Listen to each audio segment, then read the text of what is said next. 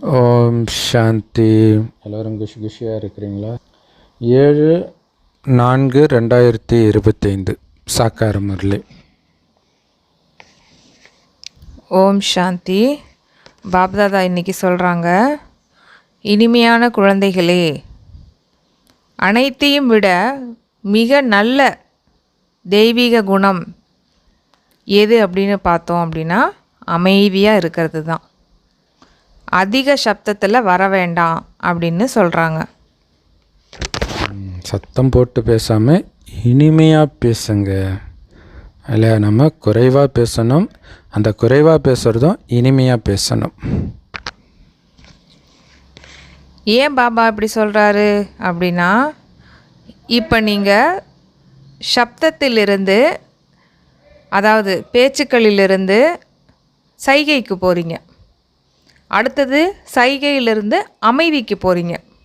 பாபா என்ன சொல்கிறாருன்னு புரியுதுங்களா? அதாவது ஃபஸ்ட்டு இங்கே சாகார உலகத்தில் நம்ம பேசிக்கிட்டு இருக்கோம் இல்லையா? அடுத்தது சூட்சுமவதனம். சூட்சுமவதனத்தில் வெறும் சைகை பாஷை மட்டும்தான் இருக்கும். அப்புறம் பரந்தாமத்தில் அமைதிக்கு போகிறோம். ஸோ நம்ம எங்கே போகிறோமோ அதுக்கு தகுந்த மாதிரியான நிலையை நம்ம வளர்த்துக்கணும் இல்லையா? அதுக்காக தான் பாபா இங்கே அந்த மாதிரி சொல்கிறாரு. பேசுகிற வேலையே கிடையாது. சொர்க்கத்தில் என்ன சூக்ஷ்மவதனத்தில் என்ன பண்ணோம்? சுபபாவனை தான் வச்சுக்கிட்டே இருப்போம். ஸோ அதனால தான் சுபபாவனையை உருவாக்கிக்கிட்டே இருங்கன்றார். ஸோ அது அசைவு உலகம், மூவி வேர்ல்ட். இதுதான் டாக்கி வேர்ல்ட். அதனால் சத்தத்திலேருந்து அமைதிக்கு நீங்கள் போகணும். அதனால் அதிகமாக பேசாதீர்கள். கேள்வி: எந்த தெய்வீக குணத்தை தாரணை செய்கிறதன் மூலமாக உங்களால் அனைத்து தெய்வீக குணங்களும் தானாகவே தாரணை ஆகிடும் இல்லையா? ஒரு முக்கியமான தெய்வீக குணத்தை மட்டும் நீங்கள் தாரணை பண்ணிட்டீங்கன்னா மற்றதெல்லாம் தானாகவே தாரணை ஆகிடும்ன்றார். அதுதானே நமக்கு தேவை. அது என்ன? பாபா என்ன சொல்கிறாங்கன்னா, அதுக்கு தூய்மையினுடைய தாரணை. தூய்மையினுடைய தாரணை வந்துருச்சு அப்படின்னா உங்களுக்கு எல்லாமே ஈஸியாக வந்துடும் அப்படிங்கிறாங்க. பாருங்கள், தேவதைகள் தூய்மையாக இருக்கின்றனர். அதனால தான் அவங்களிடத்துல எல்லா தெய்வீக குணங்களும் இருக்குது. ஆனால் இந்த உலகத்தில் பாருங்கள், யாருக்கிட்டையுமே தெய்வீக குணமே இல்லை. ராவண ராஜ்யத்தில் தெய்வீக குணங்கள் எங்கேருந்து வரும்? ஸோ நீங்கள் யார்? ராயல் குழந்தைங்க இல்லையா? அதனால் இப்போ தெய்வீக குணத்தை தாரணை பண்ணிட்டு இருக்கிறீங்க. பாடல்: கள்ளங்கபடமற்றவராக தனிப்பட்டவராக இருக்கின்றார். ஓம் சாந்தி. ஸோ கெட்டுப்போனதை சீர்திருத்துபவர் ஒரே ஒருவர் தான் குழந்தைங்க புரிஞ்சுக்கிட்டோம். பக்தி மார்க்கத்தில் பலர்கிட்ட போகிறாங்க. எத்தனை தீர்த்த யாத்திரைக்கு போகிறாங்க.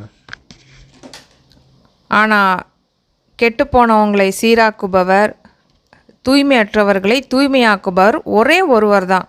ஆனால் அவங்க பாருங்கள், எவ்வளோ பேர்கிட்ட இன்னை வரைக்கும் போயிட்டே தானே இருக்கிறாங்க. ஸோ சத்கதி கொடுக்குற வள்ளல், வழிகாட்டி, விடுவிப்பவர் இதுவுமே ஒரே ஒருத்தர் தான். அப்படின்னு என்ன பண்ணுறாங்க? பாடலும் பாடுறாங்க இல்லையா? கடவுள் ஒருத்தர் தான் அப்படின்னு தானே பாடுறாங்க. ஆனால் ஏன் பல பேர்கிட்ட போயிட்டே இருக்கிறீங்க? பாருங்கள், மனிதர்கள் பல தர்மங்கள், மடங்கள், சமயங்கள், சாஸ்திரங்கள் இருக்கிற காரணத்தினால பல வழிகளை தேடிக்கிட்டே இருக்கிறாங்க. அந்த வழியில் கடவுள் கிடைப்பாருன்னு நினச்சிட்டு அங்கே போயிட்டு இருக்கிறாங்க. சத்சங்கத்துக்கு போயிடுறாங்க. எதுக்கு? அங்கே போனால் அமைதி கிடைக்கும், சந்தோஷம் கிடைக்கும் அப்படின்ட்டு. சுகம் மற்றும் அமைதிக்காக என்ன பண்ணுறாங்க? சத்சங்கங்களுக்கு போகிறாங்க. அப்படி ஒருவேளை அங்கேயுமே போகலை அப்படின்னா என்ன தெரியுமா அர்த்தம்? அவங்க மாயனுடைய போதையில் மூழ்கிட்டாங்க அப்படின்னு அர்த்தம். சாராய கடை, சினிமா, அந்த மாதிரி போதையில் இருப்பாங்க இல்லையா? கோயில் சத்சங்கம் போகிறவங்க சினிமாவுக்கு போக மாட்டாங்க. சினிமா இந்த மாதிரி போதையில் இருக்கிறவங்க கோயிலுக்கு போக மாட்டாங்க. மொத்தத்தில் மாயின் போதையிலே அவங்க மூழ்கி இருக்கிறாங்க. அதனால தான் பாபா சொல்கிறாங்க, இங்கே ராவண ராஜ்யத்தில் எங்கே தெய்வீக குணம் இருக்குது அப்படின்னு சொல்கிறாங்க. இப்போ இரும்பு யுகத்துடைய முடிவுன்னு நம்ம தெரிஞ்சுக்கிட்டோம். சத்தியயுகம் எப்போது ஏற்படும்? இப்போ என்ன யுகம்? இது எதுவுமே மனிதர்களுக்கு தெரியல. இதை எந்த குழந்தையால் புரிஞ்சு கொள்ள முடியும்? ஸோ எந்த குழந்தையாலையும் கண்டிப்பாக புது உலகத்தில் சந்தோஷம் இருக்கும், பழைய உலகத்தில் துக்கம்தான் இருக்கும்னு புரிஞ்சிக்க முடியும். இந்த பழைய உலகத்தில் பல மனிதர்கள், பல தர்மங்கள் அப்படின்னு நிறைய இருக்குது இல்லையா? நீங்கள் யாருக்கு வேணாலும் புரிய வைக்கலாம் இது கலியுகம் அப்படின்னு. மற்றபடி தங்கயுகம் கடந்த காலத்தில் இருந்தது, இப்போ கிடையாது. அங்கு எப்படி இருந்துச்சுன்னா ஒரே ஒரு ஆதி சனாதன தேவி தேவதா தர்மம் தான் இருந்துச்சு, வேறு எந்த தர்மமும் அங்கே கிடையாது. பாபா பாருங்க எத்தனை முறை நம்மளுக்கு புரிய வச்சுக்கிட்டே இருக்கிறாரு. இப்போ கூட மறுபடியும் சொல்கிறார், இந்த பழைய உலகத்துக்கும் புது உலகத்துக்கும் உள்ள வித்தியாசத்தை தெளிவாக யார் வந்தாலும் புரிய வைங்க. யார் நம்மக்கிட்ட வந்தாலும் அவர்களுக்கு புது உலகம் எப்படி இருக்கும் மற்றும் பழைய உலகம் எப்படி இருக்கும் அதனுடைய வித்தியாசத்தையும் நீங்கள் காட்டணும். ஸோ அவங்க என்ன வேணாலும் சொல்லட்டும், அதை பற்றி கவலை இல்லை, சொல்ல வேண்டியது நம்மளுடைய கடமை அந்த வித்தியாசத்தை. சிலர் என்ன சொல்கிறாங்க, 10,000 ஆண்டுகள் அப்படின்னு சொல்கிறாங்க, சிலர் 30,000 ஆண்டுகள் அப்படின்னு சொல்கிறாங்க. அந்த மாதிரி பல வழிமுறைகளை சொல்லிக்கிட்டே தான் இருக்கிறாங்க இல்லையா? இல்லையா? ஒவ்வொரு கல்பத்தின் ஆயுள் இத்தனை வருடம்னு சொல்லும்போது நம்ம வெறும் 5,000 வருடம்னு சொல்லும்போது கண்டிப்பாக அவங்க ஏதாவது சொல்லிட்டு தான் இருப்பாங்க. ஏன்னா அவங்க வேதத்தின் வழிகாட்டுதல் படி நடக்கிறாங்க. ஏன்னா அவங்க இத்தனை பிறவிகளாக அந்த வழியிலே வந்துட்டாங்க இல்லையா? ஸோ ஒரு புது விஷயத்தை சொல்லும் பொழுது அவங்க இந்த மாதிரியெல்லாம் பேசுகிறாங்க. பலவிதமான வேதங்கள் இருக்குதுன்னா பலவிதமான வழிகளும் இருக்குது, அது எல்லாமே மனித வழிகள்னு புரிஞ்சுக்கணும். அவங்கக்கிட்ட நம்ம சொல்லலாம், சாஸ்திரங்கள் எல்லாமே எழுதுகிறாங்க இல்லையா? இப்போ அவங்க சொல்கிறாங்க அப்படின்னா அவங்க எதை வச்சு சொல்கிறாங்க அவங்களுக்கு தெரியாது. ஸோ சாஸ்திரங்கள் வேதங்களை படிச்சுட்டு தான் சொல்கிறாங்க. அதையும் எழுதுனதும் மனிதர்கள் தானே. அப்போ தேவதைகள் ஒன்றும் எந்த சாஸ்திரங்களும் எழுதுகிற மாதிரி காட்டலையே. இப்போ நீங்கள் எந்த வேத சாஸ்திரங்களாலும் எடுத்துக்கிட்டாலும் ராமர் எழுதினார், கிருஷ்ணர் எழுதினார்லாம் கிடையாது, வால்மீகி எழுதினார், அந்த மாதிரி தான் இருக்கும். அப்போ அது மனிதர்கள் தானே எழுதுனாங்க. தேவதைகள் எந்த சாஸ்திரத்தை எழுதுனாங்க? தங்கயுகத்தில் தேவதா தர்மம் இருந்தது, அவர்களை மனிதர்கள்னு கூட சொல்ல மாட்டோம், தேவதைகள் தான் சொல்லுவோம். ஆக நம்ம ரிலேஷன்ஸ், உற்றார் உறவினர்களை சந்திக்கும் பொழுது அவர்களுக்கும் நம்ம உட்காந்து இதனை பற்றின ரகசியத்தெல்லாம் நம்ம அவங்களுக்கு சொல்லணும். இது ரொம்ப முக்கியம். ஏன்னா நிறைய பேர் இந்த உறவினர்கள் வந்தாலே வெளியில் டூர் எங்கேயாச்சும் வண்டியில் போவாங்க, அப்போ கும்பலாக இருப்பாங்க. பெரியவங்க கேட்காட்டினா கூட அவங்க வீட்டில் இருக்கிற குழந்தை கேட்கும், குழந்தை மனசில் ஆழமாக பதியும், அது பிற்காலத்தில் எழுந்திரிக்கும். ஸோ அதனால் இதை டிஸ்கஸ் பண்ணுறத வாடிக்கையாக நீங்கள் வச்சுக்கணும். புது உலகத்தில் பாருங்கள் எவ்வளவு குறைவான மனிதர்கள் இருப்பாங்க.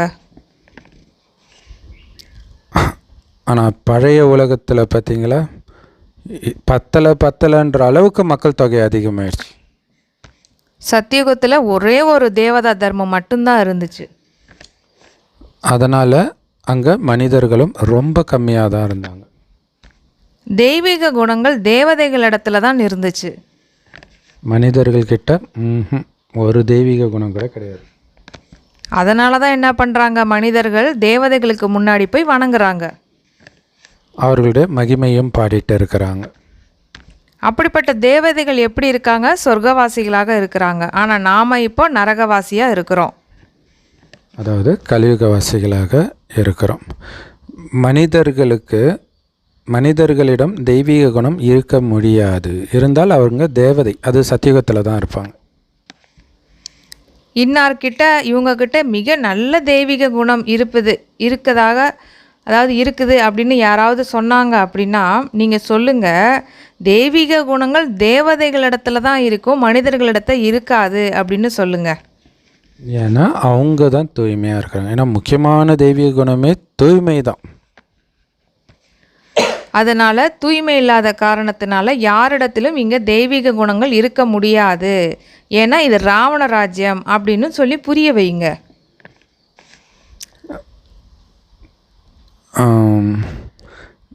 தெய்வீக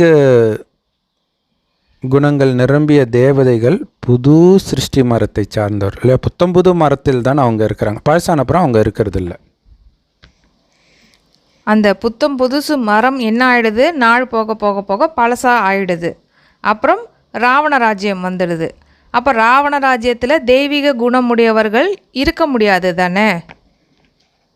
தங்க யுகத்தில் ஆதிசநாதன தேவி தேவதா தர்மத்துடைய இல்லற மார்க்கம் இருந்தது. அப்படிப்பட்ட இல்லற மார்க்கத்தினருக்குத்தான் மகிமை பாடப்படுது. இப்போ இருக்கிற இல்லற மார்க்கத்துக்கு மகிமை பாடுறாங்க. இப்போ நம்ம போய் கோயிலில் போய் நம்ம சாமி வழிபடுறோம் அப்படின்னாலுமே எல்லாம் ஜோடி ஜோடியாக இருப்பாங்க. இதை கிண்டல் கூட அடிப்பாங்க மற்ற மதத்தினர், பாருங்கள் என்ன இப்படி இருக்கிறாங்க அப்படின்னு கூட. ஸோ அப்படி ஜோடி ஜோடியாக இருக்கவங்கள நம்ம வணங்குறோம் அப்படின்னா ஏன் அந்த கிண்டல் அடிக்கிறாங்க அப்படின்னா இப்போ இருக்கிற இல்லற மார்க்கத்தோடு கம்பேர் பண்ணிக்கிறாங்க அவங்க. அப்போ பாருங்கள், அப்போது அப்படிப்பட்ட இல்லற மார்க்கத்தில் இருக்கிறவங்கள நம்ம வழிபடுறோம் அப்படின்னா அப்போ எவ்வளோ தூய்மையாக இருந்திருப்பாங்க. அதனால தான் வழிபடுறோம். இவங்க என்ன பண்ணுறாங்க, கலியுகத்தோட இல்லற மார்க்கத்தோட கம்பேர் பண்ணிவிட்டு இவங்கெல்லாம் இப்படி இருக்கிறாங்க, இவங்கெல்லாம் அவங்கள போய் வழிபடுறீங்களே அப்படிங்கிற மாதிரி மோசமாகவும் பேசுகிறாங்க. ஆனால் இதனுடைய உண்மையான ரகசியம் இப்போ நமக்கு பாபா சொல்கிறாரு. இதெல்லாம் நம்ம புரிய வைக்கலாம். ஏன் நம்ம அவங்கள போய் வழிபடுறோன்னு தெரியுமா? இப்போ முருகனுக்கு 2 ஒய்ஃப் இருக்குன்னு காட்டுறாங்க, அதெல்லாம் எதுக்காக அப்படி பண்ணுறோன்னு தெரியுமா? எல்லாமே சொல்லலாம். நம்ம நாராயண லக்ஷ்மின்னு ஏன் சொல்கிறோம், இது ஒரு இல்லற மார்க்கம் அப்படின்னு நம்ம சொல்லலாம். தங்க யுகத்தில் தூய்மையான தேவதைகளாக நாம் தான் இருந்தோம். அது சந்நியாசி மார்க்கம் கிடையாது. சந்நியாச மார்க்கமே சொர்க்கத்தில் இருக்காது. எவ்வளோ நல்ல நல்ல கருத்துக்கள் உங்களுக்கு கிடைக்கிது மற்றவர்களுக்கு புரிய வைக்கிறதுக்கு.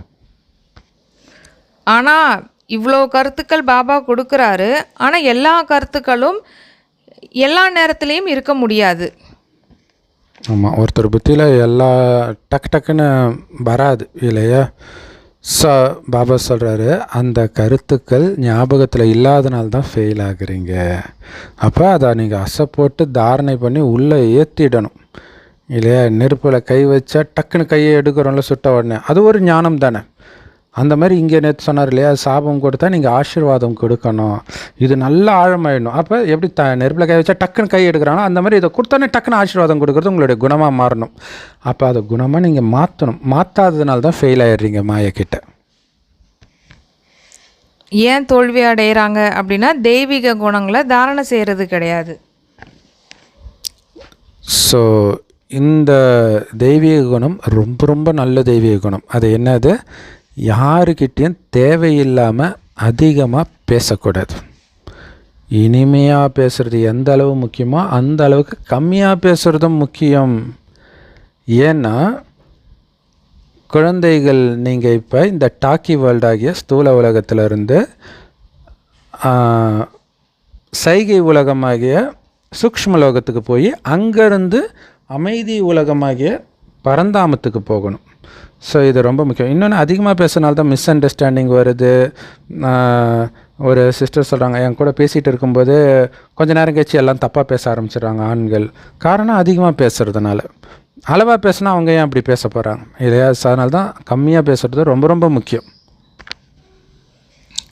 யார் மிக குறைவாக மெதுவாக பேசுகிறாங்களோ அவங்க ராயல் வீட்டை சேர்ந்தவர்கள் அப்படின்னு புரிந்து கொள்வாங்க. இப்போது சாதாரணமாகவே இங்கே கலியுகத்திலே பார்க்குறோம் அப்படின்னாலே பணக்காரவங்க வீட்டில் இருக்கிறவங்களாம் பார்த்திங்கன்னா கொஞ்சம் பேசுவாங்க, ராயலாக பேசுவாங்க இல்லையா. வளவளன்னு பேசிக்கிட்டே இருக்க மாட்டாங்க. அடுத்தடுத்து அவங்க வேலையை பார்த்துட்டு போயிட்டே இருப்பாங்க. ஸோ நம்மளும் அந்த மாதிரி இருக்கும்போது இவங்க ராயல் குலத்தை சேர்ந்தவர்கள் அப்படின்னு புரிஞ்சுப்பாங்க. கரெக்டு. அம்பானிலாம் பார்த்திங்கன்னா ரொம்ப கம்மியாக தான் பேசுவார், அதை நம்ம பார்க்க முடியும். ஸோ அதனால் அளவுக்கு அதிகமாக பேசாதீங்க, அது மிகப்பெரிய அசுர குணன்றார். ஸோ ஒரு அம்மனுடைய அவதாரத்தில் பார்த்திங்கன்னா அரக்கனுடைய நாக்கை பிடிச்சி அவங்க இருப்பாங்க. ஸோ நம்ம தான் அதிகமாக பேசக்கூடாதுன்றது. அதனால் உங்கள் வாயிலிருந்து எப்போவுமே நிரந்தரமாக ரத்தினங்கள் மட்டும்தான் வெளிப்படணும். 2 அர்த்தம், ஒன்று ஞான ரத்தினங்கள், இன்னொன்று பேசுகிற வார்த்தையே ரத்தினம் மாதிரி இனிமையாக இருக்கணும். மேலும் அப்பா சொல்கிறாங்க, சந்நியாசி அல்லது வேறு யாராவது இருந்தாலும் கூட அவங்களுக்கு முதல்ல புரிய வைங்க. ஃபஸ்ட்டு புது உலகம் அப்புறம் பழைய உலகம், இதனுடைய வித்தியாசத்தை ஃபஸ்ட்டு சொல்லுங்கள். பார்த்தீங்களா, இதுக்கு முன்னாடி தான் இனிமையாக பேசுங்க கம்மியாக பேசுங்கன்னு சொல்லிவிட்டு சன்னியாசிகள்கிட்ட இதை சொல்லுங்கன்றார். அப்போ சொல்கிறதுக்கு முன்னாடி நம்மளை தயார்படுத்துகிறார், இப்படி சொல்லணும், இனிமையாக சொல்லணும் இல்லையா. சன்னியாசிகளுக்கு இயல்பாகவே அந்த அகங்காரம் தனக்கு தெரியுன்றது இருக்கும் பெரும்பான்மையானவர்களுக்கு. அப்போ நீங்கள் ரொம்ப இனிமையாக பேசுகிறது அவங்க உங்களை எதிர்க்கக்கூடிய மனம் வரக்கூடாது சரி இவ்வளோ இனிமையாக பேசுகிறாங்க, பேசட்டுமே அப்படின்னு அவங்க நினைக்கணும். தங்க யுகத்தில் தெய்வீக குணம் நிரம்பிய தேவதைகள் தான் இருந்தாங்க. மற்றும் அவர்கள் இல்லறத்தை சார்ந்தவர்களாகவும் இருந்தாங்க. சன்னியாசிகளுடைய தர்மம் தனி இல்லையா? நம்மளது இல்லற மார்க்கம் சொர்க்கத்தில், இவங்களது சந்நியாச மார்க்கம். இருந்தாலும் புது உலகம் சதோ பிரதானமாக இருக்கும். இப்போ தமோ பிரதானமாயிடுச்சு. இப்போ எல்லாருமே தமோ பிரதானமாக ஆயிடுச்சு அப்படிங்கிறத புரிஞ்சுக்கிட்டீங்க. ஆத்மா தமோ பிரதானமாக ஆகும்போது தமோ பிரதானமான சரீரம்தான் கிடைக்கும். கரெக்ட். இது அழுக்கான உலகம். எல்லாரையுமே பதித்தமானவர்கள் அப்படின்னு தான் சொல்ல முடியும். பதித்தம்னா அழுக்கு. ஸோ எல்லாருமே அழுக்காக தான் இருக்கிறாங்க. ஆனால் நம்ம போக போகிற சொர்க்கம் இருக்க போங்க ரொம்ப தூய்மையான சதோ பிரதானமான உலகம். அப்படிப்பட்ட புது உலகம்தான் இப்போ பழைய உலகமாகவும் ஆயிடுச்சு. இப்போ எல்லா மனிதர்களும் நாஸ்திகர்கள் ஆயிட்டாங்க. அதனால தான் குழப்பங்களே வருது. இவ்வளோ குழப்பத்துக்கு காரணம் நாஸ்திகன்றார். அது உண்மை. உலகம் ஃபுல்லாகவே அதான் காரணம். ஏன்னா அவர்களுடைய தலைவன் எஜமானரையே தெரிஞ்சிக்கல. அதனால தான் அவர்களுக்குள்ள சண்டை போட்டுட்டு இருக்கிறாங்க. செல்வந்தரை, அதாவது அப்பாவை அறியாத காரணத்தினால தங்களுக்குள்ள சண்டை போடுறாங்க. மற்றும் படைப்பவர் படைப்புகளை அறிந்தவர்கள் தான் ஆஸ்திகர்கள் அப்படின்னு சொல்லப்படுது இல்லையா? ஸோ அது யார்? நாம தான். படைப்பவர் யார்? பாபா. படைப்பு என்ன? அந்த நாராயணன் பதவி. அதுதான் அவருடைய நேரடி படைப்பு, உன்னதமான படைப்பு. ஸோ அப்படி இருந்தோம் நாமன்னு தெரிஞ்சுக்கிட்டா, அப்படி ஆக போகிறோன்னு தெரிஞ்சுக்கிட்டா சண்டை போடுவோமா? ஆனால் சந்நியாச மார்க்கத்தை சார்ந்தவர்களுக்கு அந்த புது உலகத்தை பற்றியே தெரியாது. அது மட்டும் இல்லாமல் அங்கே அவங்க வர்றதும் கிடையாது. அனைத்து ஆத்மாக்களும் இப்போ தமோ பிரதானமாக தான் இருக்கிறாங்கன்னு பாபா புரிய வைக்கிறார். பிறகு என்ன ஆகுது? அனைத்து ஆத்மாக்களையும் சதோ பிரதானமாகவும் பாபா தான் ஆக்குறாரு அப்படிங்கிறத இப்போ அப்பா புரிய வைக்கிறாரு. அந்த சதோ பிரதானமான உலகத்தில் ரொம்ப கம்மியானவர்கள் தான் இருப்பாங்க. மற்ற எல்லாருமே எங்கே போயிடுவாங்க? முக்தி தாமத்தில் இருப்பாங்க. அதை பிரம்ம மகா தத்துவம் அப்படின்னு சொல்லுவோம். அது ஆத்மாக்களுடைய வசிப்பிடம். அதைய பிரம்மாண்டம் அப்படின்னு சொல்கிறாங்க. ஆத்மாக்களோ அழிவற்றது. அதே மாதிரி இந்த நாடகமும் அழிவற்ற நாடகம். இதில் எல்லா ஆத்மாக்களும் அதோடைய பாகத்தை நடிச்சே ஆகணும், மேலே இருந்துட முடியாது. நாடகம் எப்போது ஆரம்பமானது என்பதை யாராலையுமே சொல்ல முடியாது. இப்போ பாபா சொல்கிறதுனால நமக்கு தெரியுது, அதுக்கு முன்னாடி யாருக்குமே தெரியாது இல்லையா? ஏன்னா நாடகம் அனாதி. இதுக்கு தொடக்கமும் கிடையாது, முடிவும் கிடையாது. நான் ஸ்டாப்பாக நடந்துக்கிட்டே இருக்குது. பழைய உலகத்தை புதிதாக ஆக்குவதற்கு அப்பா வர வேண்டி இருக்குது. அதனால் இல்லாத ஒரு உலகத்தை புத்தம் புதியதாக பாபா மாற்றலை, உருவாக்கலை.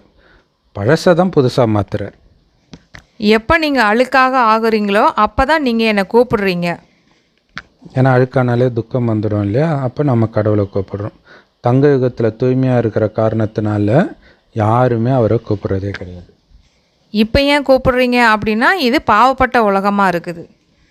ராவணன் உங்களை அழுக்காக்கிட்டான், அதனால் பரமபிதா பரமாத்மா உங்களை தூய்மையாக்குறாரு. கண்டிப்பாக இது பாதி பாதி அப்படின்னே சொல்லலாம். ஏன்னா ராவண ராஜ்யம் பாதி நடக்குது, ராமராஜ்யம் பாதி நடக்குது.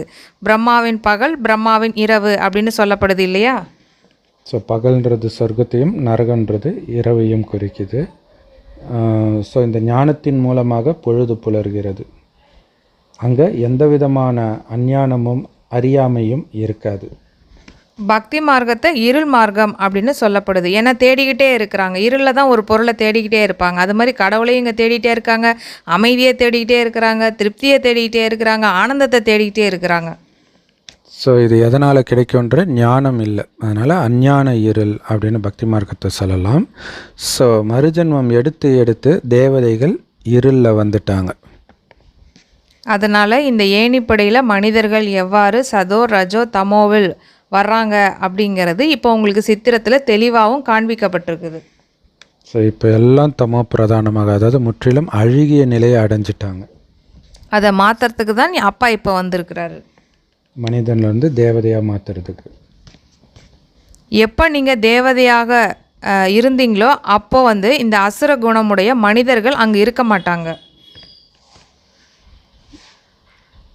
ஆனால் இப்போ எல்லாம் அசுர குணம் கொண்டவர்களாக இருக்கிறாங்களே, இவர்களை யார் தெய்வீக குணம் கொண்டவர்களாக மாற்ற போகிறாங்க? இப்போ பார்த்தோம் அப்படின்னா பல தர்மம் பல மனிதர்கள் இருக்கிறாங்க, சண்டையிட்டு கொண்டே இருக்கிறாங்க. ஏன்னா பல தர்மம் பல வழி இருந்துச்சுனாலே கண்டிப்பாக சண்டை வரும். என் வழி உன்னதம், உன் வழி உன்னதம் அப்படின்ட்டு பிரச்சனை வந்துக்கிட்டே தான் இருக்கும் இல்லையா? குடும்பத்திலே அந்த பிரச்சனை இருக்குது. அப்போ பாபா சொல்கிறாங்க, ஸோ இது ராவண ராஜ்யம். ஆனால் சத்தியுகத்தில் பாருங்கள், ஒரே ஒரு தர்மம் இருந்ததுனால துக்கத்திற்கான எந்த விஷயமே கிடையாது. எல்லாமே ஒரே தர்மமாக இருக்குது, ஒரே வழியாகவும் இருக்குது. அப்போ என்ன பிரச்சனை வரப்போகுது? ஒன்றுமே இருக்க போகிறது கிடையாது. ஸோ இப்போ சமீபமாக ஒரு இமாம், அதாவது முஸ்லீம் தலைவர் வந்து சொல்லியிருக்கிறாரு, 3 மதங்களை ஒன்று சேர்க்கும் முயற்சி நடக்குது. அதாவது அந்த அப்ரஹாம் மதங்கள், கிறிஸ்தவ மதம், யூத மதம், முஸ்லீம் மதம். ஏன்னா இவங்க தான் அடிச்சிக்கிறாங்க. ஸோ இது வந்து அபுதாபிலையோ துபாயிலையோ ஒரு கோயில் கட்டியிருக்கிறாங்களாம், 3 இருக்கிற மாதிரி. ஆனால் 3 வழிபாட்டு முறைகள் வெவ்வேறு தான் இருக்கும், ஆனாலும் 3 ஒன்று தான் அப்படின்னு அவர் சொல்கிறார். ஆனால் நாம் என்ன சொல்கிறோம்? வழிபாட்டு முறைகள் வேறு மாதிரி இருக்குது, பழக்கவழக்கம் வேறு மாதிரி இருக்குதுன்னா எப்படி ஒற்றுமை இருக்க முடியும்? அதனால தான் பாபா என்ன சொல்கிறாரு, ஆத்மாவை பாருங்கள். உடலை பார்க்கும்போது அவன் யூதன், முஸ்லீம், கிறிஸ்டின் அப்படின்னு நீங்கள் பார்க்குறீங்க. ஆத்மான்னு பார்க்கும்போது கடவுளுடைய குழந்தைன்னு பார்ப்பீங்க. அப்போ உங்களுக்கு சண்டை போட மாட்டீங்க, உங்கள் சகோதரனாக பார்ப்பீங்க. ஸோ அதனால தான் பாபா சொல்கிறேன், முஸ்லீமாக பார்க்காதீங்க, கிறிஸ்டினாக பார்க்காதீங்க, ஆத்மாவை பாருங்கள், தானாக அன்பு வரும்னு வேறு. சாஸ்திரங்களில் பாருங்கள் பல கட்டுக்கதைகளை எழுதிட்டாங்க. அதை வர நீங்கள் ஜென்மங்களாக வர படித்து வர வந்தீங்க இல்லையா? இவை அனைத்தும் பக்தி மார்க்கத்தினுடைய சாஸ்திரங்கள். அதன் மூலமாலாம் யாரும் என்னை அடைய முடியாது. நான் ஒரே முறை தான் வர்றேன், வந்து அனைவருக்கும் சக்திகதியை கொடுக்குறேன். ஸோ எல்லாருக்கும் சத்கதி கொடுக்குறார் பாபா ஒரே தடவையில் வந்து. இல்லை, சத்கதினா நான் எல்லாரையும் துர்கதியிலேருந்து சத்தியமான கதி, சுகம் கொடுக்கக்கூடிய உலகத்துக்கு அழைச்சிட்டு போகிறார். மற்றபடி அப்படியேலாம் யாரும் வீட்டுக்கு போயிட முடியாது. மிகவும் தைரியமாக அமர்ந்து இதையெல்லாம் புரிய வைக்கணும். ஸோ அப்படியே போயிட முடியாதுன்னா என்ன அர்த்தம்? கடவுள் வந்து ஞானத்தை கொடுத்து அழைச்சிட்டு போகாமல் போயிட முடியாது. எல்லோரும் என்ன நினச்சிக்கிறாங்க, அவங்கவுங்க மதத்தின்படி அவங்களே போயிடுவாங்க. அப்படிலாம் போக முடியாது. அப்படிங்கிறத நீங்கள் மற்றவர்களுக்கு பொறுமையாக புரிய வைங்க. வாதம் பண்ணக்கூடாது, இது ரொம்ப முக்கியம். எல்லாம் வாதத்துக்கு கூப்பிடுவாங்க, வாதம் இல்லை, பொறுமையாக அந்த அன்பாக தாயன்போட இது தப்பு இல்லையா அப்படின்னு குழந்தைக்கு உட்கார வச்சு புரிய வைப்பாங்க இல்லையா சில அம்மாக்கள், அந்த மாதிரி புரிய வைக்கணும் நம்ம. ஏன் அப்படின்னா அவங்கவுங்க தர்மம், அவங்கவுங்களுடைய வழிகளில் அகங்காரம் இருக்குது. அதனால் ரொம்ப பொறுமையாக தான் புரிய வைக்கணும். கண்டிப்பாக எல்லாருக்குமே அவங்கவுங்க தர்மம் வந்து அதுதான் சரி அப்படின்னு தான் சொல்லுவாங்க. ஸோ நீங்கள் வாதம் பண்ணாமல் புரிய வைக்கிறதுல தான் உங்கள் டேலண்ட் இருக்குது. சாது சன்னியாசிகளுக்கு கூட அவ்வளோ சிஷ்யர்கள் இருக்கிறாங்க. இவங்களுக்கும் கூட நிறைய பிரம்மா குமாரிகள் வந்து புரிய வைக்கிறாங்க. அப்படி புரிய வைக்கும்போது அவங்களுக்கு சில விஷயங்கள் நல்லதுன்னு படுது. அப்படின்னோன்னா அவங்க என்ன சொல்கிறாங்கன்னா, பிரம்மகுமாரிகள் மந்திரம், அவர்கள் மூலமாக மந்திரம் ஏற்பட்டுருச்சு, ஏதோ ஒரு நல்ல விஷயத்த சொல்ல வராங்க அப்படின்னு அவங்களுமே புரிஞ்சுக்கிறாங்க. ஏன்னா அந்த சிஷ்யர்களை இப்போ ஈஷா யோகா சத்குரு ஒருவேளை பிரம்மகுமாரி தான் ரைட்டுன்னு சொல்லிட்டாங்கன்னா என்ன பண்ணுவாங்கன்னா, உடனே கீழே இருக்கிறாங்கன்னா, பிரம்மகுமாரிகள் ஏதோ பிளாக் மேஜிக் பண்ணிட்டாங்க, இவரை புத்தியை கெடுத்துட்டாங்க அப்படின்னு சொல்லுவாங்க. ஆனால் புத்திசாலியாக இருந்தால் இது யோசிக்க வேண்டிய விஷயம் அப்படின்னு சொல்லுவாங்க. உதாரணத்துக்கு வரலட்சுமி சிஸ்டர் வந்து முஸ்லீம்களோட ஒரு ப்ரோக்ராமில் வந்து பேசிகிட்டு இருக்கிறாங்க. அது ஜூமில் டைரெக்டாக ஒரு வாதம் மாதிரி, டிபேட் மாதிரி தான். அவங்க பொறுமையாக பேசுவாங்க இல்லையா? ஸோ பேசிவிட்டு அந்த நடுவர் வந்து, சகோதரி சொன்னது சிந்திக்க வேண்டிய விஷயமாக இருக்கிறது அப்படின்னு சொன்னாங்க. ஸோ அதான் பாபா சொல்கிற, புத்திசாலியாக இருந்தால் இது சிந்திக்க வேண்டிய விஷயம்னு யோசிப்பாங்க. மேலா கண்காட்சிகளில் பலவிதமான மனிதர்கள் வந்துக்கிட்டே இருக்காங்க இல்லையா? கரெக்டு. ஸோ அப்படி யார் உங்கள் கண்காட்சியில் வந்தாலும் பாபா எப்படி உங்களுக்கு பொறுமையாக 100 வருஷம் இனிமையான குழந்தை, செல்லமான குழந்தை, எப்பயாவது அவர் வந்துச்சு இதெல்லாம் உருப்பிடுமான்னு யோசிச்சுருக்கிறாரா? பொறுமையாக புரிய வைக்கிறல்ல, அந்த மாதிரி பொறுமையாக புரிய வைங்க. இல்லை சில சமயம் நீங்களே பேசிக்கிட்டு இருந்தீங்கன்னா மற்றவங்களுக்கெல்லாம் எப்போ புரிய வைக்கிறது, அந்த டென்ஷனே வரக்கூடாது. ஏன்னா ஒரு டாக்டர்கிட்ட போகிறேன், அந்த டாக்டர் 2 மணி நேரம் ஒருத்தர் கூட பேசிகிட்டு இருக்காரு. எனக்கே ஆச்சரியமாகிடுச்சு, எப்பட்றா இவ்வளோ பொறுமையாக இருக்கார், இருக்கிறதுலே ரொம்ப கம்மியாக வேறு ஃபீஸ் வாங்குவார். அப்போ நம்ம வந்து ஆன்மீக மருத்துவர், மாஸ்டர் ஆன்மீக மருத்துவர், இப்போ நம்ம எவ்வளோ பொறுமையாக இருக்கணும்.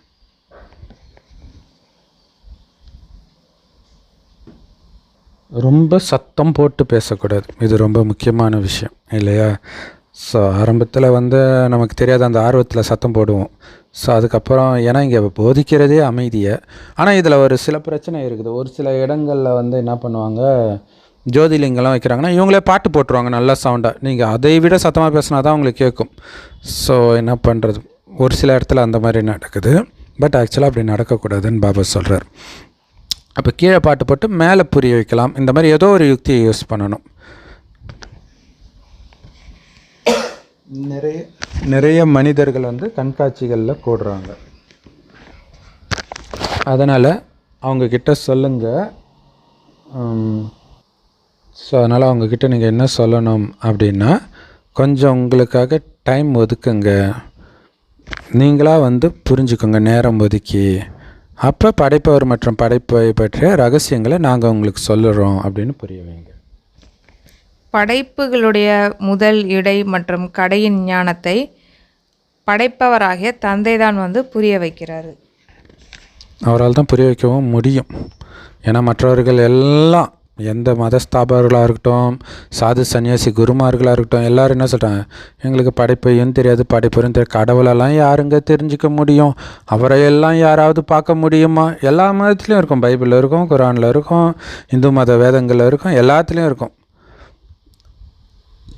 ஸோ தெரியாதுன்னு தான் அவங்க சொன்னாங்க. அப்போ தெரியாதவர்கள் எப்படி திரும்பி வீட்டுக்கு போக முடியும்? அந்த மாதிரி எந்த மனிதரும் செல்ல முடியாது. ஞானத்தின் மூலம்தான் சத்கதி ஏற்பட்டு விடுது. சத்கதி ஏற்பட்ட பிறகு இந்த ஞானத்தின் அவசியம் கிடையாது. இந்த ஞானம் அப்பாவை தவிர வேறு யாராலுமே புரிய வைக்கவும் முடியாது. ஸோ அதிலும் குறிப்பாக கொஞ்சம் வயதானவர்கள் புரிய வைக்கிறாங்க. குறிப்பாக தாய்மார்கள் பெஸ்ட்டு. பிரதர் கூட வயதானவர்கள் பெஸ்ட்டு தான், பட் இருந்தாலும் தாய்மார்கள் இன்னும் நல்லாயிருக்கும். அப்போ மனிதர்கள் நினைப்பாங்க, ஓகே இது யாராக வேணாலும் இருக்கலாம், வயதானவர்கள் புரிய வைக்கிறாங்க அப்படின்னா, அல்லது பக்குவப்பட்டவர்கள் ஏன்னா புரிய வைக்கிறாங்கன்னா இவங்க நல்லா அனுபவசாலியாக இருக்கிறாங்க, கண்டிப்பாக இவங்க வந்து சத்சங்கத்துக்கெல்லாம் போயிருப்பாங்க அப்படின்னு புரிஞ்சிக்கிட்டு கேட்பாங்க. குழந்தைங்க புரிய வைக்கிறாங்க அப்படின்னா இவங்களுக்கு என்ன தெரியும் அப்படின்னு கேட்பாங்க. பாருங்கள், பாபா குழந்தைங்களை முன்னுக்கு வைக்க சொல்லியிருக்கிறாரு சில முறையில். குழந்தைங்க, அதுவும் குறிப்பாக பெண் குழந்தைங்க பேசும்போது அப்படியே மெய் மறந்து கேட்பாங்க, எப்படி இவ்வளோ அற்புதமாக பேசுகிறாங்கன்ட்டு. அது ஒரு அர்த்தம், அதுவும் உண்மை தான். அடுத்தது வயதானவர்கள் பேசும்போது அந்த குழந்தைக்கு என்ன தெரிஞ்சிடப்போது, யாரோ சொல்கிறத ஒப்பிக்குதுன்னு நினைச்சாலும் நினைக்க வாய்ப்பு இருக்குது. ஆனால் பெரியவர்கள் சொல்லும்போது இல்லை இவங்க அனுபவத்தில் பேசுகிறாங்கன்னு புரிஞ்சுக்குவாங்க. ஸோ அந்த மாதிரி ஆத்மாக்கள் இந்த வயதானவர்கள் மூலமாக ஒரு தாக்கத்திற்கு வருவார்கள். தந்தை வந்து ஒரே முறை வந்து தான் இந்த ஞானத்தை புரிய வைக்கிறாரு. அதன் மூலமாக தான் தம பிரதானத்தை வந்து சதவ பிரதானமாக நம்மளை மாற்றுறாரு. தாய்மார்கள் அவங்களுக்கு புரிய வைக்கும் பொழுது அவங்க எல்லாருமே மகிழ்ச்சி அடைந்து போகிறாங்க. ஏன் அப்படின்னா வந்து இப்போது ஞானம் வந்து நிறைய பேர் கேட்க வராங்கன்னா மோஸ்ட்லி ஃபேமிலிஸில் உள்ளவங்க தான் வருவாங்க. சாது சன்னியாசிகள் கம்மி தான் இல்லையா? அவங்க வர்றதை விட மோஸ்ட்லி அவங்க வராமல் கூட இருப்பாங்க, ஏன்னா அவங்களோட அகங்காரத்தினால. ஆனால் ஒரு இடத்துல இப்போ ஜோதிர்லிங்கம் கண்காட்சி போடுறோம் அப்படின்னாலே முக்கியமாக ஃபேமிலியில் இருக்கவங்க தான் வருவாங்க. அவங்களுக்கு வந்து இந்த மாதிரி தாய்மார்கள் புரிய வைக்கும்போது அவங்க ரொம்ப சந்தோஷமாயிடுறாங்க. ஏன்னா புரிய வைக்கிறவங்க தாய்மார்கள், கேட்குறவங்களும் தாய்மார்கள் அப்படிங்கிறப்போ அவங்களுக்கு ஒரு தாக்கம் வருது. நம்மள மாதிரி தானே இவங்களும் இருக்கிறாங்க, அப்போ இவங்க எப்படி இருக்கிறாங்க, எவ்வளோ குஷியாக இருக்கிறாங்க. அப்போது அந்த ஞானத்தையெல்லாம் அவங்க சொல்லும் பொழுது இவங்களுக்கு ஒரு தாக்கம் வந்துடுது. அப்போ இவங்களாலலாம் முடியுது, நம்மளாலேயும் முடியும் அப்படிங்கிற ஒரு நம்பிக்கை அவங்களுக்கு வருது. கரெக்டு தான். ஏன்னா ஒரு வயதான அல்லது நடுத்தர வயதான தாய்மார்கள் பேசும்போது கேட்கணும்னு தோணும் எல்லாருக்குமே, குறிப்பாக இந்த கல்யாணம் மாதிரி ஃபங்க்ஷனில் அப்படியெல்லாம் பேசும்போது. ஸோ மற்றவர்களுக்கு சொல்லுங்கள், ஞானக்கடல் தந்தை தாய்மார்களுக்கு ஞான கலசத்தை கொடுத்துருக்கிறாருன்னு சொல்லுங்கள். சிவன் தான் ஞானக்கடல், அவர் நமக்கு ஞானம் கூறுகின்றார். ஸோ அந்த ஞான கலசத்தை நாங்கள் மற்றவர்களுக்கு கொடுக்குறோம், ஸோ இது எங்களுது கிடையாது, கடவுளுடையதுன்னு சொல்லுங்கள். ஆனால் சொல்லும்போது ரொம்ப பணிவாக பேசணும், அது ரொம்ப முக்கியம். அகங்காரம் இல்லாமல் பேசுகிறது தான் இங்கே வெற்றியே. பாபா சொல்கிறாங்க, தாய்மார்களாகிய உங்கள் மூலமாக தான் நான் முக்தி ஜீவன் முக்திக்கான கதவே திறக்கிறேன் அப்படின்னு சொல்கிறாங்க.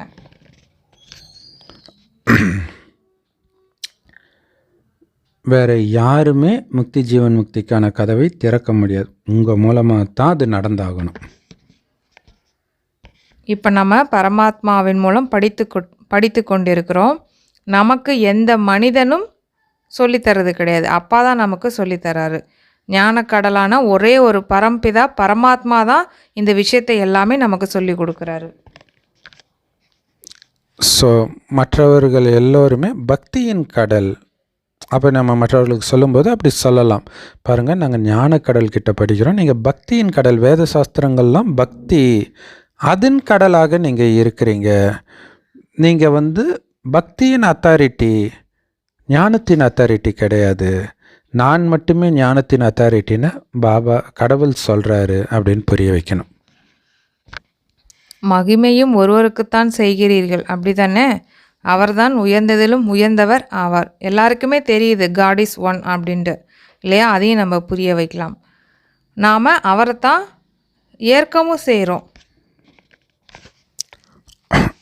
அவர் இந்த பிரம்மாவுடைய வாய் வழியாக அவருடைய உடல் மூலமாக இந்த ஞானத்தை சொல்கிறதுனால தான் எங்களை பிரம்மா குமார் குமாரிகள், அதாவது பிரம்மாவின் மூலமாக கடவுளுக்கு குழந்தையானவர்கள், பிரம்மாவுக்கும் குழந்தை, அதனால் பிரம்மகுமார் குமாரிகள்னு சொல்லப்படுறோம்.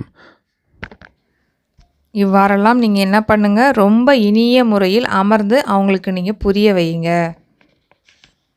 ஸோ என்னதான் படித்தவராக இருந்தாலும் கூட கண்டிப்பாக அவங்க நிறைய கேள்விகள் கேட்க தான் செய்வாங்க. அதனால் என்ன பண்ணணும் அப்படின்னா, முதல்ல தந்தையின் மீது நம்பிக்கை வர்ற மாதிரி படைப்பவர், அந்த படைப்பவரை பற்றின அறிமுகத்தை ஃபஸ்ட்டு முதல்ல கொடுங்க. ஸோ பேசுகிறது அப்பான்ற நிச்சய புத்தி வர வைக்கணும், அதுதான் மெயின்.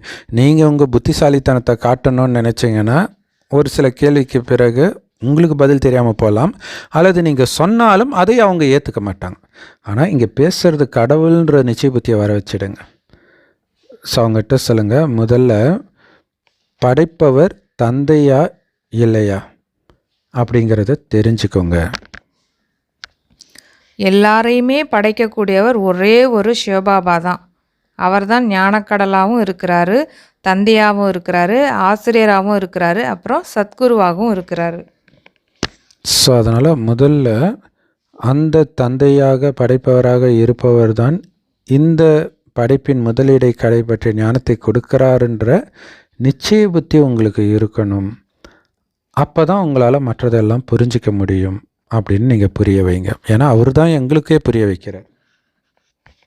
அவர் அவசியம் சரியான முறையில் தான் புரிய வைப்பார். அப்புறம் என்ன ஆகிடும், பிறகு எந்த கேள்வியுமே எழுப்ப முடியாது. நிறைய வார்த்தை நாங்கள் சொல்லலைங்க, நீங்கள் நாங்கள் சொல்கிறதா நினச்சிக்கிறீங்க, கடவுள் சொல்கிறத உங்களுக்கு சொல்கிறோங்க அப்படின்னு சொல்லணும், அதான் முக்கியம். ஸோ சங்கமேகத்தில் மட்டும்தான் அப்பா வரார், இது வரைக்கும் வந்ததில்லை. இது வரைக்கும் நீங்கள் படித்த அத்தனையும் மனிதர்கள் எழுதிய வேதங்கள், இங்கே கடவுளே வரார் அப்படிங்கிறத புரிய வைக்கணும். என்ன நினைவு பண்ணீங்க அப்படின்னா பாவங்கள் எல்லாமே அழிஞ்சிடும் அப்படின்னு அப்பா சொல்கிறாங்க. ஸோ இவ்வளவுதான், இல்லையா? கஷ்டமாக எதையும் சொல்லலை. என் வேலை அழுக்கானவர்களை தூய்மையாக்கணும், அதுக்கு என்னை நினைவு பண்ணுங்கள், தூய்மையாயிடுவீங்கன்றார். இப்போ பாருங்கள், தமோபிரதானமாக உலகமாக இருக்குது. பத்தித்த பாவனாகிய தந்தையின்றி யாரும் ஜீவன் முக்தி அடைந்து விட முடியாது, அதாவது கொடுக்க முடியாதுன்னு நினைக்கிறேன். ஏன்னா எல்லாமே சாது சன்னியாசிலேருந்து எல்லாம் தமோ பிரதானமாக இருக்கும்போது அவங்க எப்படி உங்களை தூய்மையாக்க முடியும்? தூய்மையானால் தானே முக்தியோ ஜீவன் முக்தியோ கிடைக்கும். ஏன்னா அந்த சாது சன்னியாசிகளே போய் கங்கையில் போய் குளிக்கிறாங்க அப்படின்னு என்ன அர்த்தம்? அவங்களே பாவிகளாக இருக்கிறாங்கன்னு அர்த்தம். அவங்க எப்படி உங்களை தூய்மையாக்க முடியும்? பாபா ஒன்று கங்கையில் போய் குளிங்க அப்படின்னு சொல்கிறது கிடையாது. ஜஸ்ட்டு என்னை நினைவு பண்ணுங்கன்னு மட்டும்தான் நான் சொல்கிறேன். ஏன்னா பிரியதர்ஷினிகளாகி உங்களுடைய பிரியதர்ஷன் காதலன் நான் மட்டுமே அப்படிங்கிறார் பாபா. எல்லாருமே ஒரு நாயகனை தான் நினைவு பண்ணுறாங்க. அது எந்த தர்மத்தை சார்ந்தவர்களாக இருந்தாலும் யாரை நினைக்கிறாங்க? அந்த ஒரு நாயகன் அப்பாவை தான் நினைவு செய்கிறாங்க இல்லையா? ஸோ அந்த ஒரு தந்தை தான் இந்த படைப்பின் படைப்பு கர்த்தா. ஆத்ம அபிமானியாகி என் நினைவு பண்ணீங்க அப்படின்னா இந்த யோக அக்னியின் மூலம் எல்லா விகர்மமும் விநாசமாயிடும். ஸோ இதைத்தான் பாபா சொல்கிறார், வேறு எதுவுமே கிடையாது இல்லையா? அந்த யோகம்ன்ற நெருப்பில் மட்டும்தான் உங்கள் பாவம் அழியுமே தவிர கங்கையில் குளிக்கிறதுனால அழியாது. அதுவும் உங்களுக்கு எப்போ பார்த்தாலும் வந்து என்ன நினைங்கன்னு சொல்லலை. கலியுகம் அழியிற நேரத்தில் தான் வந்து நான் சொல்கிறேன். எப்போ இந்த பழைய உலகம் புது உலகமாக மாற வேண்டி இருக்குதோ அப்போ மட்டும்தான் பாபா வந்து இந்த ஞானத்தை கொடுக்குறார். அதுக்கப்புறம் டிஸ்டர்பே பண்ண மாட்டார். இப்படிப்பட்ட யோகத்தை, அதாவது இப்படிப்பட்ட நினைவு யாத்திரையை தான் இப்போ நமக்கு அப்பா கற்றுக் கொடுத்துட்ருக்கிறாரு. உலகழிவு உங்கள் எதிரியே இருக்குது. இந்த நேரத்தில் தான் பழைய உலகம் மாறிக்கிட்டு இருக்குது. இப்பொழுது நாம் தேவதைகளாக ஆயிட்டு இருக்கிறோம். சூப்பர். ஏன்னா இது எல்லாருமே ஏற்றுக்கோங்க, இது கலியுகம் அழிய போது, கலியுகம் அழிந்து சத்தியுகம் வரும், சத்தியுகம் உயர்ந்த யுகம்னு தெரியும். அப்படி உயர்ந்த யுகத்தில் இருக்கக்கூடிய உயர்ந்த மனிதர்களாக நாங்கள் மாறிட்டு இருக்கிறோம் அப்படின்னு சொல்லும்போது அவங்க யோசிப்பாங்க. அது மட்டும் இல்லை, பாபா சொல்கிறது எல்லாமே ரொம்ப ஈஸியான விஷயத்தை தான் சொல்கிறார். மந்திரம் ஜபிக்க சொல்ல, பட்டினி கடைக்கு சொல்ல எதுவும் கிடையாது. ஜஸ்ட்டு என்னை நினச்சிட்டு இருன்றார். இதை விட ஈஸியாக என்ன சொல்ல முடியும்? தந்தையிடமிருந்து நேரடியாக கேட்கிறீர்கள் இல்லையா? அப்பா கிட்டேருந்து நம்ம நேரடியாக இந்த ஞானத்தை கேட்குறோம். ஆனால் ஒருமுக நிலையில் இருக்க முடியாது. ஏன்னா புத்தி என்ன பண்ணுது, அந்த பக்கம் இந்த பக்கம் ஓடிக்கிட்டே இருக்குது.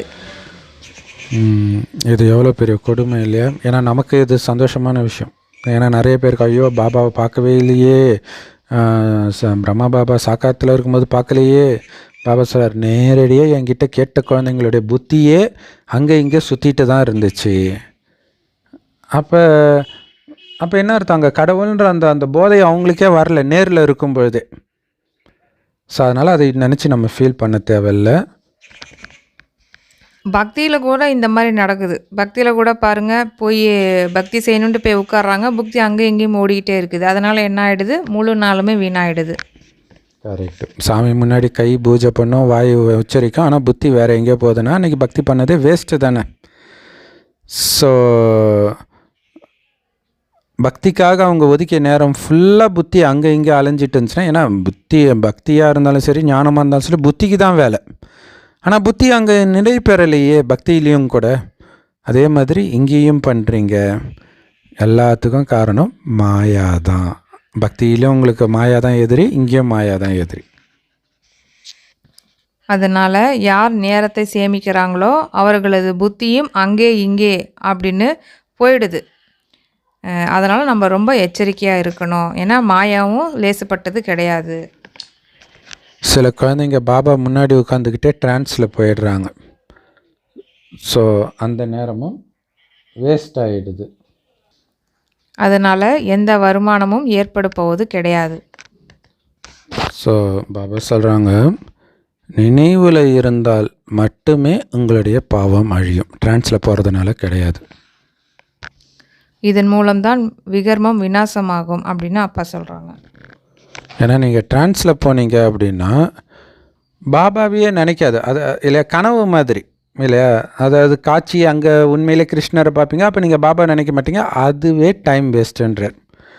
எவ்வளோ எச்சரிக்கையாக இருக்கணும்னு யோசிச்சு பாருங்கள். ஸோ இதில் தான் நிறைய பேருக்கு குழப்பம் இருக்குது. அதே மாதிரி இங்கே நீங்கள் கண்களை மூடவும் கூடாது.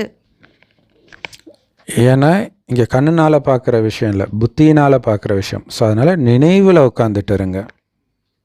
கண்களை திறந்த வச்சு அப்பாவை நினைக்கிறதுக்கு பயப்படக்கூடாது. கண்கள் திறந்திருக்கணும். சூப்பர் இல்லை? ஏன்னா கண்ணை திறந்துட்டு பாபாவை நினைக்கிறது வந்து அஞ்ஞானிகளுக்கு வந்து கற்பனை கெட்டாத விஷயம். கண்ணை திறந்துட்டு தியானமா, அது எப்படி பண்ணுறது? கண்ணை திறந்த டிஸ்டர்ப் ஆகுமே. ஆகாமல் புத்தியை இந்த கண்ணா என்னுடைய புத்தியா, மூணாவது கண்ணா, இங்கே போட்டி. மூணாவது கண்ணு திறந்து இருக்கணும். ஸோ இந்த கண்ணில் தெரியறது தெரியக்கூடாது. ஸோ அந்த தைரியம் வையுங்கன்றார். ஸோ கண்ணு திறந்து இருக்கட்டும், புத்தியில் பாபாவுடைய நினைவு இருக்கட்டும். ஏன்னா அப்படி தானே எல்லாருக்கூடையும் பேச போகிறோம். கண்ணை மூடிட்டா பேசுவீங்க. பேசும்போது உங்களுடைய புத்தியில் பாபா தெரிஞ்சுக்கிட்டே இருக்கணும். இங்கே கண்களை மூடி அமர்வது அப்படிங்கிறது நியமம் கிடையாது.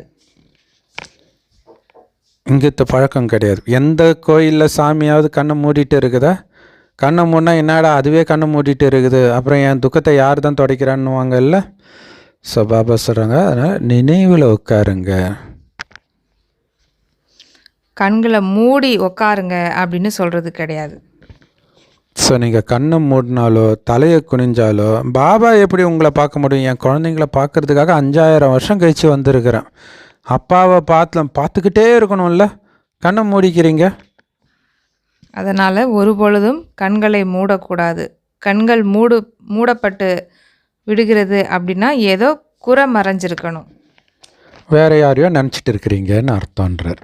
எப்படி சொல்கிறார் பார்த்தீங்களா பாபா? வேறு எந்த உற்றார் உறவினர்களை நினைவு செய்தால் குழந்தைகளாகிய நீங்கள் நாயகிகளாக இல்லை அப்படிங்கிறார். ஏன்னா பிரியதர்ஷினிகள் அப்படின்னா அந்த ஒரு பிரியதர்ஷனை மட்டும்தான் நினச்சிக்கிட்டே இருக்கணும். மற்றபடி வேறு யாராவது நினைக்கிறீங்க அப்படின்னால அவங்கள பிரியதர்ஷன் உறவிலே நீங்கள் பாபாவை எடுத்துகிட்டு வரலன்னு தான் அர்த்தம். இப்போ நம்ம லவ் பண்ணுறோம் அப்படின்னாலே எப்போதுமே அவங்க ஞாபகம் இருந்துக்கிட்டே இருக்கும். நமக்கு வேறு யாரோட ஞாபகமே வராது. அப்படியே வந்தாலும் கடமைக்காக, இப்போது அப்பா அம்மா இருக்கிறாங்க, அண்ணன் தங்கச்சிங்க இருக்கிறாங்க, எல்லாமே இருக்கிறாங்க. ஆனால் அந்த ஒரு பொண்ணு அந்த ஒரு பையனை லவ் பண்ணுதான், அந்த பையனோட நினைவிலே தான் இருந்துக்கிட்டு இருப்பா. அதுக்காக அப்பா அம்மா இல்லைன்னு கிடையாது, அவங்களுக்கு குடும்பம் இல்லைன்னு கிடையாது, எதுவும் இல்லைன்னு கிடையாது. அது பாட்டு அது ஒரு சைடு இருந்துக்கிட்டே இருக்கும். ஆனால் அவங்களோட புத்தியில் ஃபுல் அண்ட் ஃபுல் அவங்களுடைய காதலன் மட்டும்தான் நிறைஞ்சிருப்பாங்க. அந்த மாதிரி இங்கே பாபா சொல்கிறாங்க, உங்களுக்கு ஒரே ஒரு நாயகன் நானாக மட்டும்தான் இருக்கணும் அப்படிங்கிறாரு. செம சூப்பர். ஏன்னா இப்போ பக்தி மார்க்கத்தில் தியானம் பண்ணும்போது கண்ணை மூடுறாங்க. ஏன்னா அப்போ மட்டும்தான் நினைக்க ட்ரை பண்ணுவாங்க, அதுவும் நினைக்க மாட்டாங்க ஜபம். அது கூட அந்த நேரம் மற்ற ஞாபகம் வரக்கூடாதுன்னு கஷ்டப்பட்டு கண்ணை மூடுறாங்க. நீ எப்போவுமே என்ன தானே நினச்சிட்டு இருக்கிற, அப்புறம் உனக்கு வேறு எந்த நினைவு வரும் கண்ணை மூடுற? அப்படி நீ மற்றவர்கள் நினைவு வந்துச்சுன்னா உன்னை எப்படி உண்மையான காதலன்னு சொல்ல முடியும்?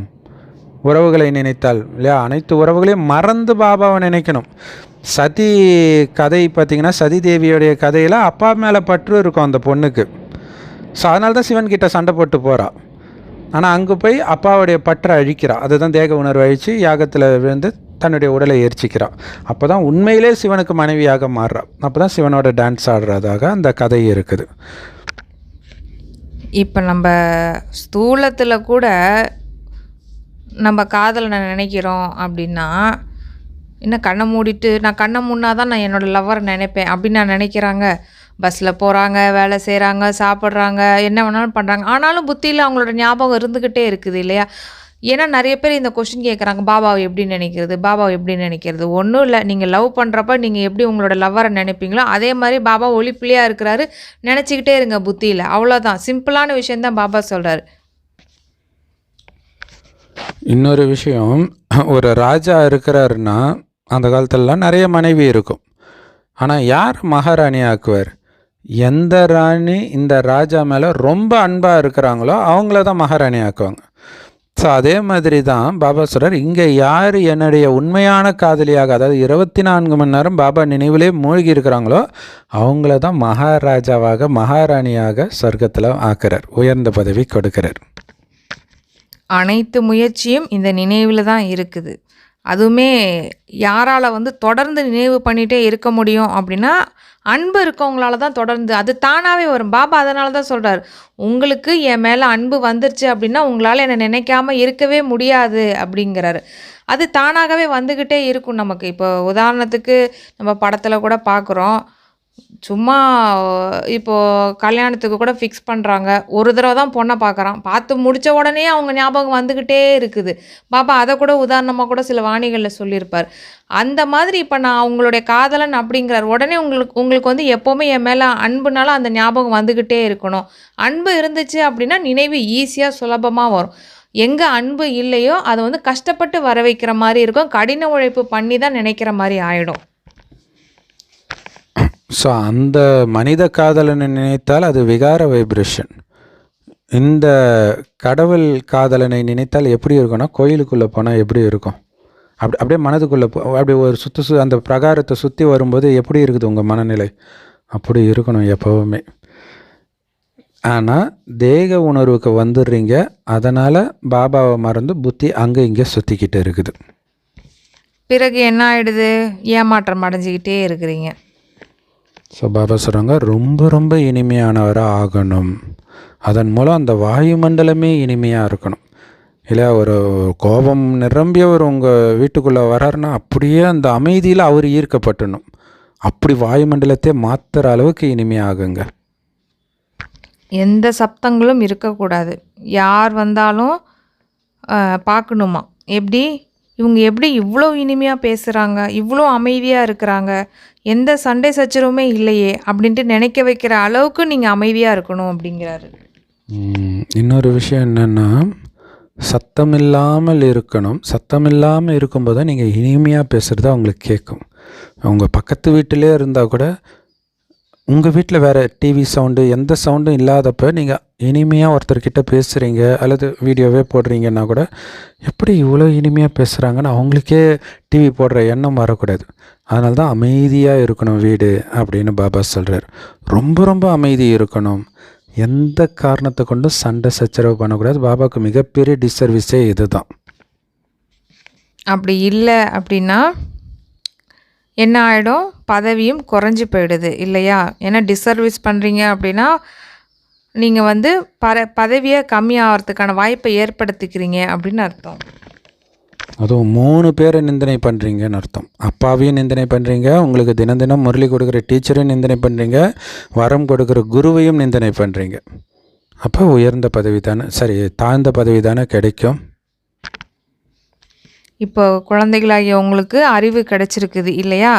உயர்ந்த பதவி அடைய செய்வதற்குத்தான் அப்பா இவ்வளவு படிப்பு சொல்லி கொடுக்குறாரு, இவ்வளவு ஞானத்தை நமக்கு கற்றுக் கொடுக்குறாரு.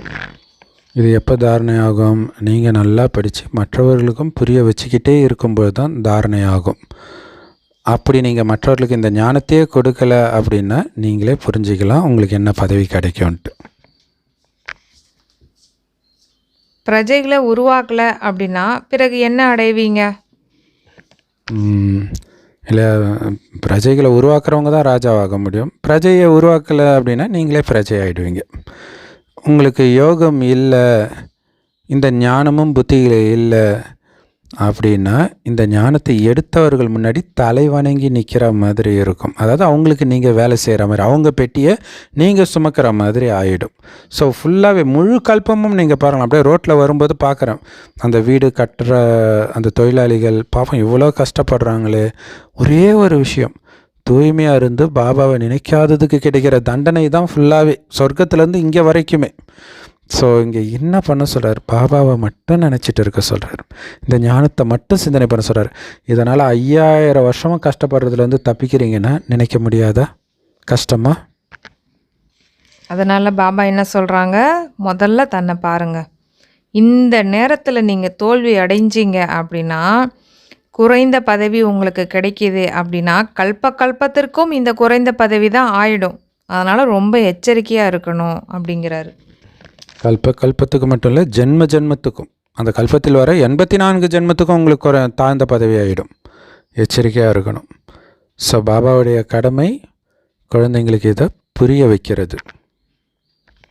அப்படி புரிஞ்சுக்கல அப்படின்னா தனது பதவியை குறைச்சிக்கிறீங்க அப்படின்னு அர்த்தம்.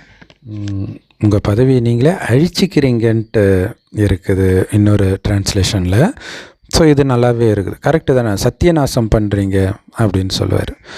ஸோ பாபா எப்படி நீங்கள் மற்றவர்களுக்கு புரிய வைக்கணும்னு சொல்கிறார். இனிமையாக புரிய வைங்க, குறைவாக பேசுங்க, சாஃப்டாக பேசுங்க.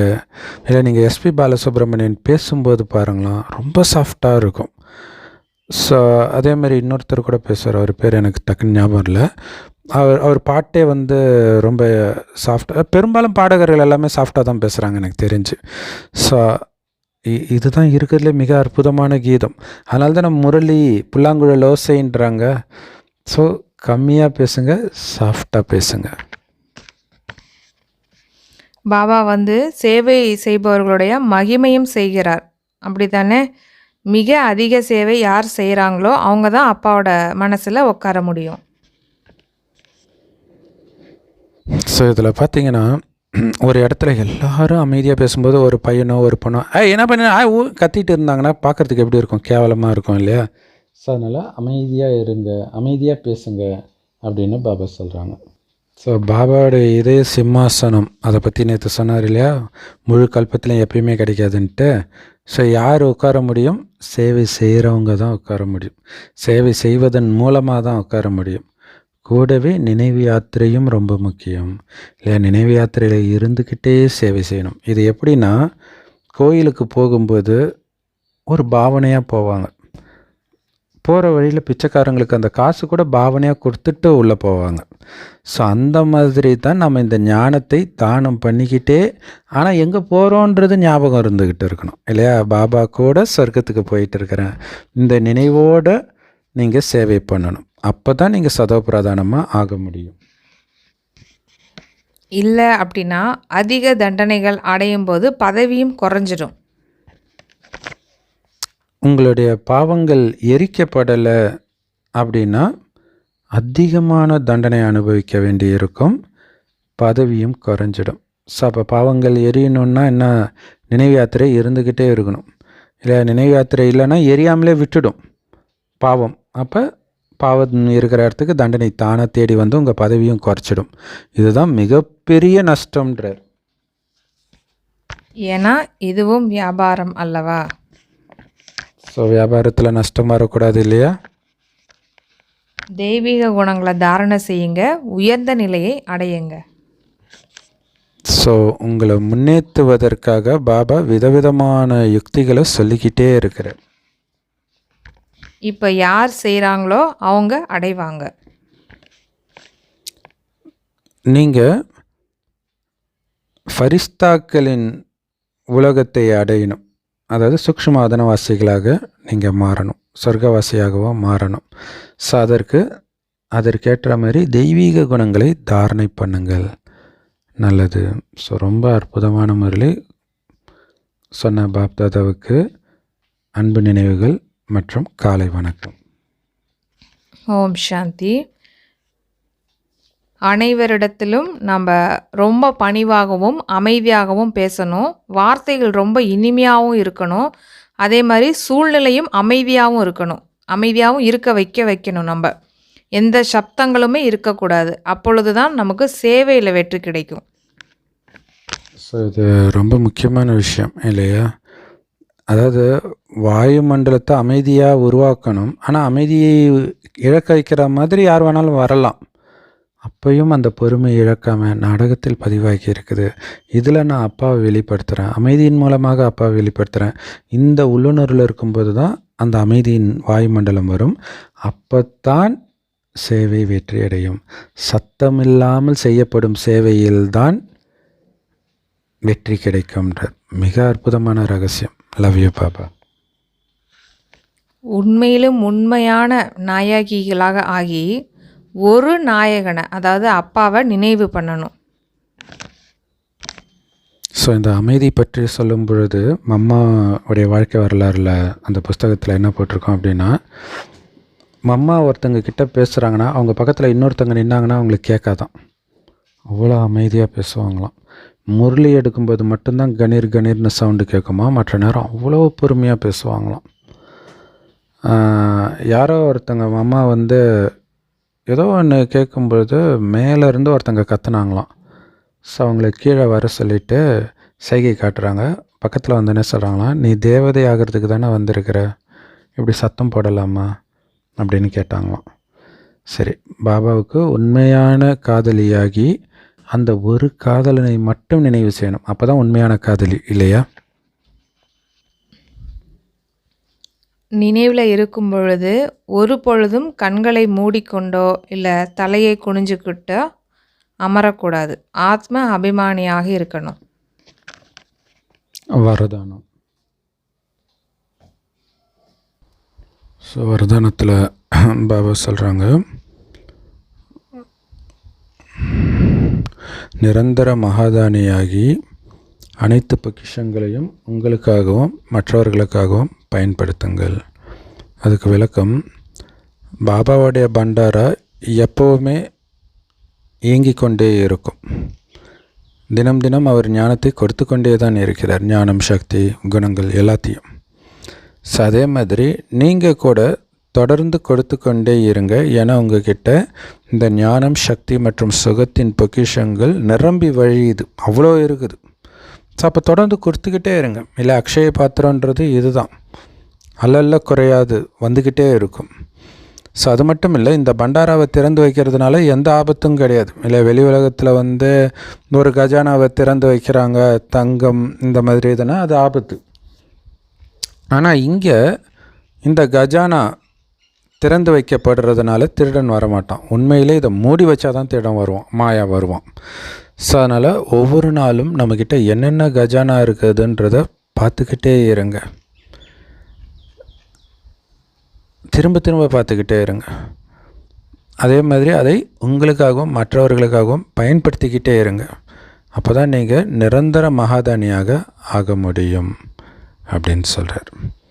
ஸோ இதன் மூலமாக தான் உங்களுக்கு நன்மை, மற்றவர்களுக்கு நன்மை. ஸ்லோகன். ஸோ பாபா முரளியில் அவ்வளோ பொக்கிஷங்கள் கொடுத்தாலும் கூட அதை நீங்கள் அந்த ஞானக்கடலை கடைந்தால், அதை சிந்தனை பண்ணிக்கிட்டே இருந்தால் மட்டுமே நீங்கள் சக்திசாலியாக முடியும். சும்மா முரளி ஒரு தடவை கேட்டாலே ஆகிட மாட்டீங்க. ஒரு காதில் வாங்கி இன்னொரு காது வழியாக போயிடும் இல்லையா? ஸோ அதை திரும்ப திரும்ப அடுத்த நாள் முரளி வர வரைக்கும் நீங்கள் அதில் ஒரு ரத்தினமாக எடுத்து ஒரு 5 நிமிஷம் 10 நிமிஷம் அதிலேயே சிந்தனை மூழ்கிக்கிட்டே இருக்கணும். அப்போ தான் அது உங்களுடைய குணமாக மாறும். அவ்யக்த இஷாரா பாப்பா சொல்கிறாங்க, இணைந்த ரூபத்தின் நினைவின் மூலமாக நிரந்தர வெற்றியாளராகுங்கள். ஸோ எதோடைய இணைந்த ரூபம்? ஒன்று பாபா நாம இணைந்த ரூபம், இன்னொன்று சேவையும் அதற்கான ஸ்திதியும் இல்லையா? சேவை விடுபட்ட ஸ்திதி, அன்பான ஸ்திதி மற்றும் விடுபட்ட ஸ்திதி, பாபாவோட இணைஞ்சிருக்கிற ஸ்திதி. ஸோ சேவையும் இந்த ஸ்திதியும் ஒன்றாக இருக்கணும். ஸ்திதினா மனநிலை, நல்ல மனநிலையும் சேவையும் ஒன்றாக இருக்கணும், இணைஞ்சு. அதுமாதிரி பாபாவும் நீங்களும் இணைஞ்சு இருக்கணும். ஸோ இப்படி இணைந்த ரூபத்தில் சேவை செய்கிறீங்க அப்படின்னா நிரந்தரமாக உங்களை நீங்கள் ஃபரிஸ்தாவாக அனுபவம் செய்வீங்க. நீங்கள் நிரந்தரமாக பாபா கூடவும் இருக்கிறீங்க, பாபாவுக்கு துணைவனாகவும் இருக்கிறீங்க. ஸோ இரட்டை அனுபவம். பாபா கூட இருக்கிறது, பாபாவுக்கு உதவியாளனாக இருக்கிறது. ஸோ அவருடைய அன்புனால் சதா அவர் கூடவே இருக்கிறது அனுபவமாகட்டும். சேவை செய்யும் பொழுது அவருடைய துணையும் சதா உங்களுக்கு அனுபவமாகட்டும். அவரை துணைவனாக சதா அனுபவம் பண்ணுங்கள். ஸோ செம powerful Murli. Love you Bapdada. Thank you Bapdada. குஷியாக இருங்க, குளிர்ச்சியாக